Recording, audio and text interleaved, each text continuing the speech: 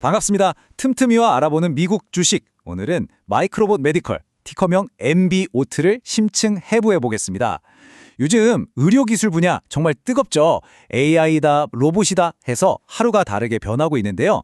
특히 수술 로봇 시장은요, 우리가 잘 아는 다빈치가 낀 거대 기업들이 거의 수십 년간 꽉 잡고 있던 정말 진입하기 어려운 시장이었거든요. 그런데 바로 이 철옹성 같은 시장에 일회용이라는 어떻게 보면 좀 파격적인 카드를 들고 나와서 판을 한번 흔들어 보려는 작은 기업이 나타났습니다. 과연 이 마이크로봇 메디컬이 골리앗을 이기는 다윗이 될 수 있을지, 그 혁신의 진짜 의미와 또 현실적인 가능성은 어디까지일지 오늘 깊이 있게 한번 들여다보겠습니다. 오늘 우리가 함께 살펴볼 내용입니다. 먼저 이 회사가 대체 어떤 문제를 해결하려고 하는지, 그 배경부터 시작해서요. 이들이 내놓은 혁신적인 해결책은 무엇인지, 그리고 이 기술이 가진 엄청난 잠재력과 동시에 현실적으로 넘어야 할 산은 무엇인지 꼼꼼히 따져보고요. 마지막으로 이 모든 것의 향방을 가를 미래의 로드맵까지 확인해 보겠습니다. 자, 그럼 첫 번째 이야기부터 시작해보죠. 이 회사를 제대로 이해하려면요, 기술 얘기 이전에 수술실 안에서 의사들이 매일같이 마주하는 그 현실적인 고통에 먼저 귀를 기울여야 합니다. 정말 충격적인 숫자 아닌가요? 88%? 거의 모든 의사가 아프다는 얘기입니다. 이건 그냥 직업병이라 어쩔 수 없지 하고 넘어갈 문제가 아닙니다. 왜냐하면 의사의 신체적인 컨디션이 떨어지면 수술의 정밀도나 집중력에도 당연히 영향이 갈 수밖에 없거든요. 결국 이건 환자의 안전과도 직결되는 아주 심각한 문제라는 거죠. 이 통계는요, 이 분야에 일하는 방식 자체에 뭔가 근본적인 문제가 있다는 걸 명확하게 보여주고 있습니다. 혈관 내 시술, 이거 정말 현대의학의 놀라운 발전이죠. 환자 몸에 큰 상처를 내지 않고도 아주 복잡한 수술을 할 수 있게 됐으니까요. 그런데 말이죠, 이 혁신적인 수술에는 숨겨진 대가가 따릅니다. 바로 시술을 하는 의사가 치러야 하는 대가죠. 장시간 동안 방사선에 그대로 노출되어야 하고, 또 그걸 막기 위해서 아주 무거운 보호 장비를 입고 버텨야 한다는 겁니다. 이게 그냥 좀 불편하다, 이 정도 수준이 아닙니다. 말 그대로 의사들의 커리어를 갉아먹고 심한 경우에는 더 이상 메스를 잡지 못하게 만드는 만성적인 직업병인 거죠.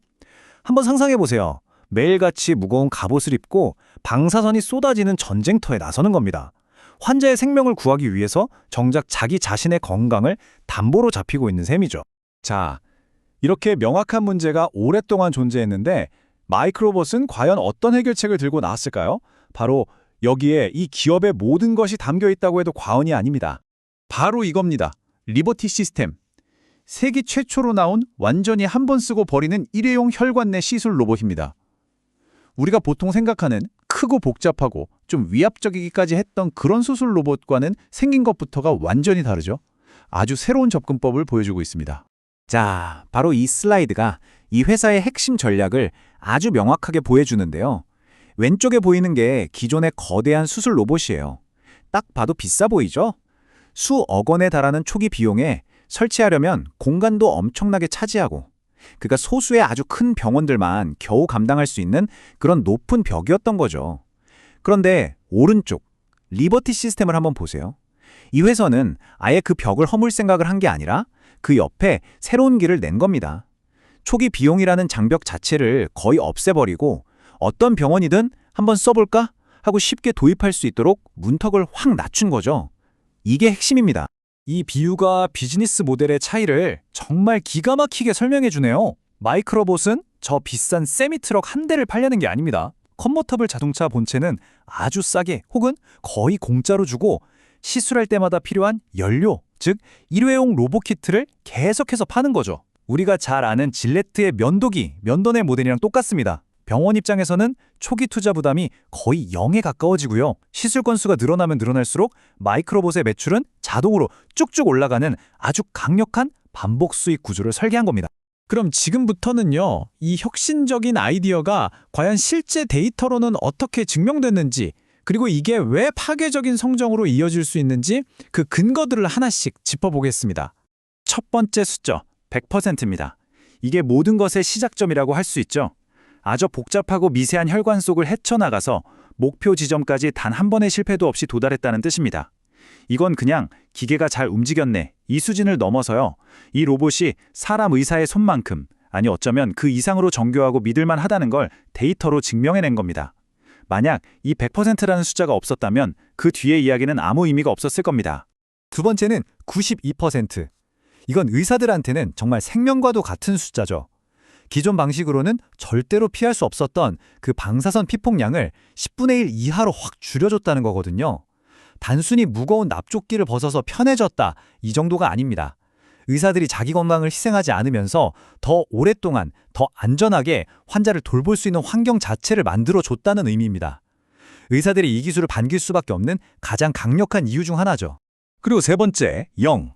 어쩌면 이게 가장 중요한 숫자일지도 모르겠습니다. 임상시험을 하는 동안 이 로봇 댄에 생긴 부작용이 단 한 건도 없었다는 뜻입니다. 아무리 혁신적인 기술이라도 안전하지 않으면 의료 현장에서는 절대 쓸 수가 없잖아요. 마이크로봇은 의사에게는 안전, 그리고 환자에게는 신뢰를 바로 이 0이라는 숫자로 증명해 보인 겁니다. 이렇게 완벽에 가까운 임상 결과가 있었기 때문에 최근에 이렇게 눈부신 성과들로 이어질 수 있었던 겁니다. 여기서 우리가 가장 주목해야 할 건 바로 FDA 510C 승인이에요. 이게 뭐냐면요, 미국 식품의약국이 이 장비 시장에 나와 있는 다른 합법적인 장비만큼 안전하고 효과적이네 하고 인정해준 일종의 판매 허가증입니다. 상업화를 위한 가장 중요한 관문을 통과했다는 뜻이죠. 그리고 이 승인 덕분에 미국에서 아주 유명한 에모리 대학병원에서 첫 도입 사례까지 만들어내면서 이 기술이 그냥 연구실에만 있는 게 아니라 진짜 돈이 될 수 있다는 걸 시장에 똑똑히 보여준 겁니다. 하지만 여러분, 훌륭한 제품이 나왔다고 해서 그 회사가 무조건 성공하는 건 아니죠. 이제 마이크로봇은 아이디어를 진짜 사업으로 만들어내야 하는 실행의 관문이라는 아주 험난한 도전을 앞두고 있습니다. 네, 그런데요, 아무리 기술이 좋아도 이게 곧바로 시장 지배로 이어지는 건 절대 아니죠. 이 슬라이드에 보이는 4가지 허들, 이게 바로 마이크로봇이 앞으로 넘어야 할 아주 현실적인 벽들입니다. 첫째는 상용화. 그러니까 영업망을 쫙 깔아서 수백 개 병원에 이 제품을 보급하는 건요, 기술 개발과는 완전히 다른 차원의 문제입니다. 그리고 경쟁. 지멘스나 존슨앤드존슨 같은 공룡 기업들이 저거 돈 되겠는데? 하고 막대한 자본으로 뛰어들 수도 있겠죠. 그리고 어쩌면 가장 중요할 수도 있는 보험 수가 문제. 기술이 아무리 좋아도 보험자에서 그 시술은 보험 적용 안 해줍니다 해버리면 병원 입장에서는 이걸 도입할 이유가 확 사라져버리는 겁니다. 이 4개 중에 단 하나만 삐끗해도 이 멋진 성장 스토리는 그냥 멈춰버릴 수 있다는 거죠. 이 부분은 사실 모든 스타트업이 가진 근본적인 딜레마를 보여줍니다. 회사가 크려면 영업인력도 많이 뽑아야 하고 마케팅에도 돈을 쏟아 부어야 하잖아요. 그런데 아직 돈을 벌지 못하는 회사가 자금을 마련하는 방법은 결국 유상증자, 즉 새로운 주식을 찍어서 파는 것뿐입니다. 이건 필연적으로 기존 주주들이 가진 주식의 가치가 희석된다는 걸 의미합니다. 내 지분율이 계속 낮아질 수 있다는 리스크죠. 물론 성장을 위해 어쩔 수 없는 과정이지만 투자자 입장에서는 분명히 부담스러운 부분입니다. 이 모든 기대와 우려가 교차하는 바로 이 시점에서 2026년은 마이크로봇의 미래를 결정짓게 될 정말 중요한 한 해가 될 것으로 보입니다. 회사가 직접 공개한 2026년 로드맵입니다. 이건 투자자들한테 보내는 일종의 시험지 같은 거죠. 2분기에 학회에서 시장 출시가 성공적으로 이루어지는지, 중반부터는 새로운 병원들과 계약했다는 소식이 꾸준히 들려오는지, 또 하반기에는 해외 진출의 발판을 잘 마련하는지, 투자자들은 이정표 하나하나를 다 지켜볼 겁니다. 이걸 얼마나 잘 해내느냐가 앞으로의 주가 방향을 결정할 가장 중요한 변수가 되겠죠. 애널리스트들이 내놓은 목표 주가와 지금 현재 주가 사이에 보이는 이 엄청난 차이, 이게 바로 이 회사가 가진 하이 리스크, 하이 리턴이라는 성격을 가장 극명하게 보여주는 지표입니다.